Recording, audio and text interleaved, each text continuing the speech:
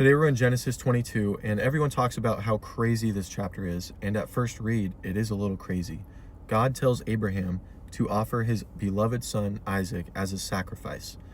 When you read that, you think, God, that sounds a little cruel and reckless. But what we miss is the fact that Abraham's faith has been tested time and time again, and he chooses to obey.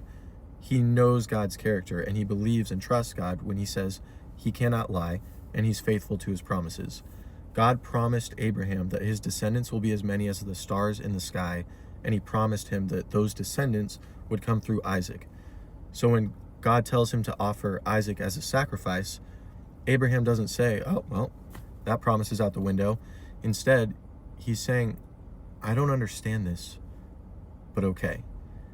He obeys, and that's why he's able to go up the mountain in peace with his son, his beloved son, and that's one theme of the story. But an even bigger theme that we see with Isaac is the gospel.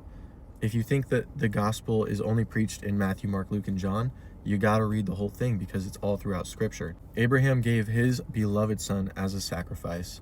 In John 3:16, God loved the world so much that he gave his one and only son as a sacrifice.